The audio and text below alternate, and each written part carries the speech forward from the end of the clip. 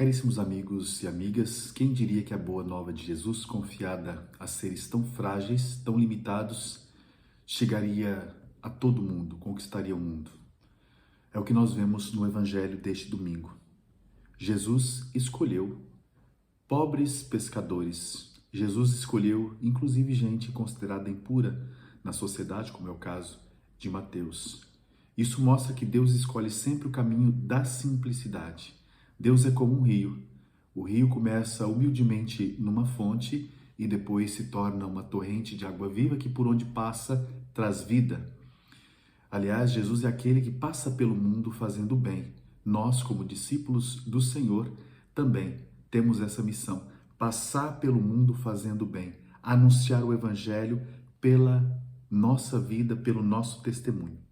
Jesus envia estes apóstolos 2 a 2 para dizer que eles são testemunhas e para dizer que esse anúncio é feito em comunidade. Ele não é um anúncio individualista. Isso mostra que Deus nos chama à missão como pessoas que se relacionam, como pessoas que se ajudam mutuamente e que estão dispostas a ajudar aqueles que encontram pelo caminho.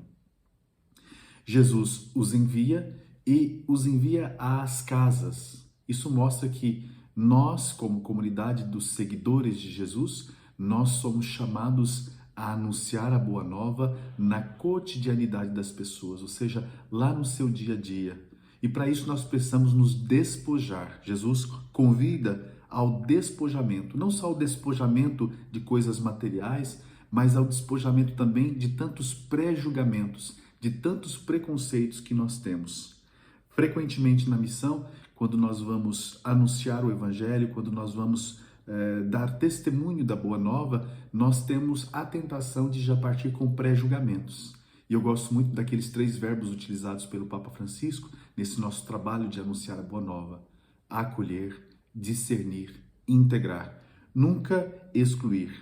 E aqui ele diz, não levem senão o cajado. Né? O cajado é usado pelos pastores para, de modo especial, buscar a ovelha que cai, puxar a ovelha que cai. O cajado é um símbolo de autoridade.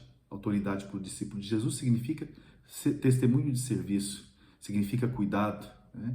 Essa bela imagem do cajado na mão do pastor é a imagem do cuidado, dessa autoridade que nasce do amor, do cuidado, dessa ternura do pastor. O cajado também é o símbolo da cura, né? Do cuidado e da cura, porque você puxa então a ovelha e depois, se ela está ferida, você vai curá-la. Jesus dá 2 missões aos discípulos e essas missões, elas são para cada um de nós que nos consideramos discípulos de Jesus. Primeira missão: expulsar os demônios. A segunda, curar ou ser instrumentos de cura. Expulsar os demônios. Né? O mal existe. Isso nós não podemos negar. A igreja nos ensina que o mal existe. Ele não tem o poder que Deus tem, logicamente. Ele não é onipotente, mas sim ele age no mundo. E nós precisamos ter discernimento para saber, né, distinguir entre o bem e o mal e escolher o bem. Esse expulsar os demônios ou esse combater o mal deve começar dentro de nós mesmos. Às vezes, nós olhamos para os outros como aqueles que nos invejam, como aqueles que fazem mal. Nós, muitas vezes, nos esquecemos de que também nós, por exemplo, invejamos, que nós também somos protagonistas do mal. Então, trabalhar na nossa conversão. Muitos filósofos, muitos teólogos, muitos pensadores já tentaram decodificar ou entender o mal. Nós não conseguimos, o mal é um grande mistério, mas nós podemos fazer algo, combater o mal. Então, combater começando por nós, pelo um processo contínuo de conversão. E combater em torno de nós. Mas para isso a gente precisa ter discernimento. Por quê? Porque frequentemente nós vemos o demônio em tudo. Né? Já encontrei pessoas que tudo que acontece de ruim ou um desencontro em alguma situação já pensa que é o demônio. Eu me lembro de uma senhora que numa procissão, uma lâmpada explodiu, ela já impôs a mão em direção à lâmpada, estava rezando, exorcizando aquela lâmpada. Tem pessoas que às vezes veem, né, o mal em tudo quanto é canto, como eu costumo dizer, mas quando ele de fato aparece, essas pessoas o abraçam, essas pessoas o bajulam, essas pessoas o veem como um ídolo, como um mito, e não percebem a maldade que está naquela roupagem de bem. Por quê? Porque o mal é esperto, ele é astuto.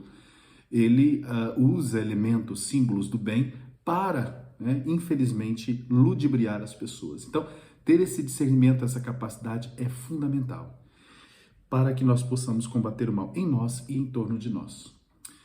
E curar. Nós somos chamados a ser instrumentos de cura pela nossa acolhida, pelo nosso olhar, pela nossa palavra, pelo nosso testemunho. Às vezes uma palavra, às vezes um olhar, uma acolhida. Às vezes simplesmente estar ali, mas ser instrumentos de cura na nossa casa, no nosso trabalho, na comunidade, onde quer que estejamos. Que o Senhor possa abençoar você e a sua família e que Ele nos ajude a combater o mal e a ser instrumentos de cura.